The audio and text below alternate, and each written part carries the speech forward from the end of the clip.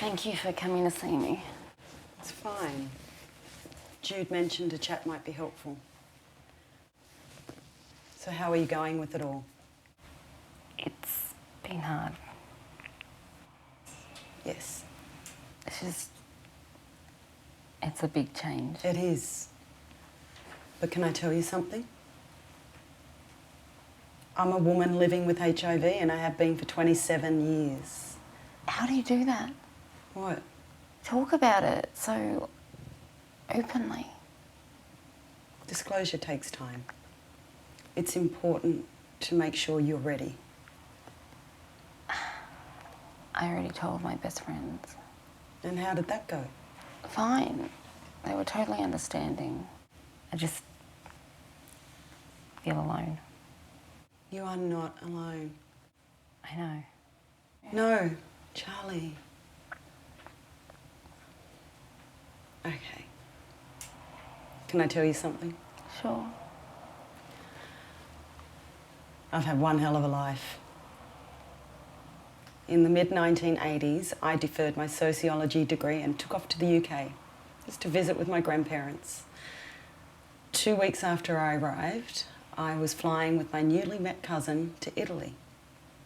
I worked in a restaurant, cafe, bar. It's called a burreria. When I got there, I picked up the language as I worked. And the second day I worked, I learnt the phrase, "Can you write down your own order, please?" And they would. And I'd take the pads back to the kitchen.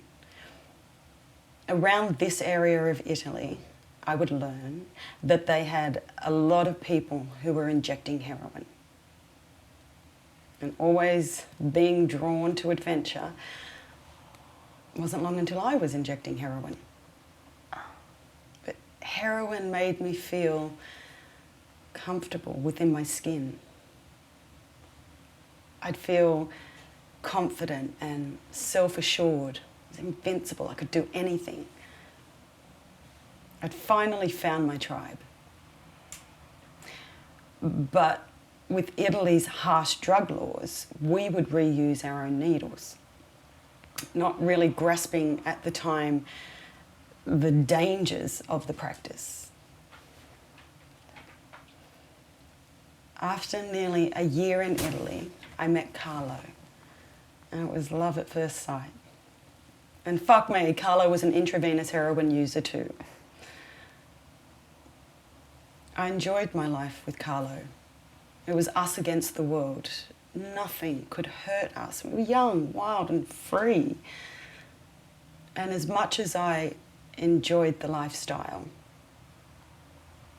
and please don't misunderstand, Charlie, I did. I always longed for the white picket fence. And I knew that if I stayed in Italy dependent on heroin, this could never happen. So you quit? Yes, with the help of my aunt. She got me out of Italy. And my amazing grandparents nursed me through withdrawals, cold turkey. I swear, even my eyelashes hurt. 3 months after being back in the UK, Carlo joined me. I hadn't used since I'd been in England. Within 12 hours of landing, Carlo managed to find amphetamines, so I started using amphetamines. Oh.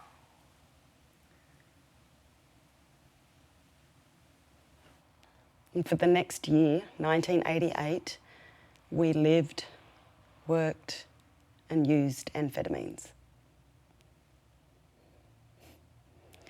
Winter arrived and a cold sore on the side of my mouth wouldn't go away.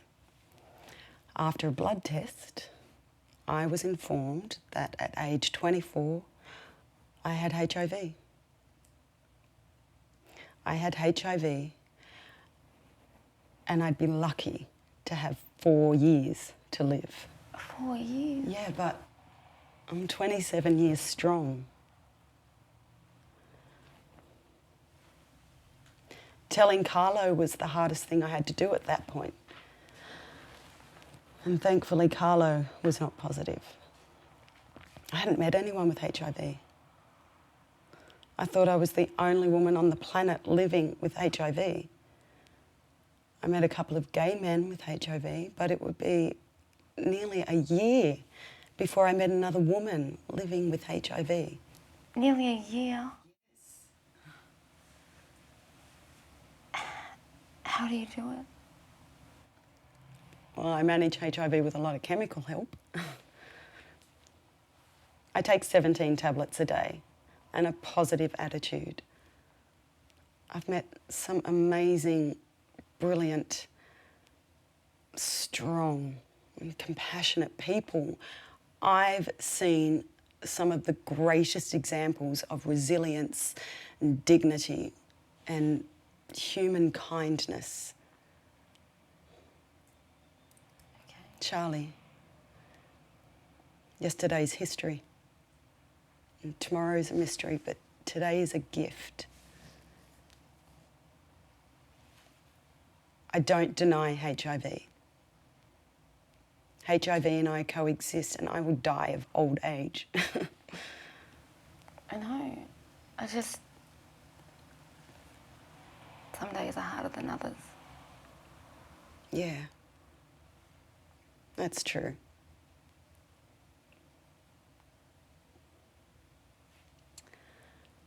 Are you comfortable telling me your story? My story. I was with a man for over a decade. He got bored and cheated. Now I'm here. Okay. You're carrying a lot with you right now. It takes time. There's a lot to carry. Yes, and when you have the ability to put some of that down, that's when you'll truly begin to coexist with HIV. Charlie, let yourself be.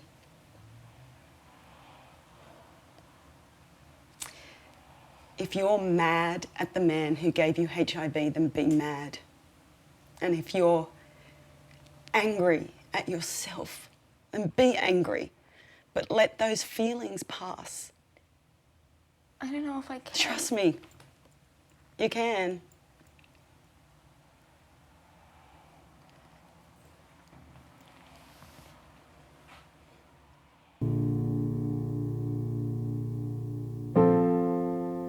Do you think I could learn? Do you think I could burn all my past and learn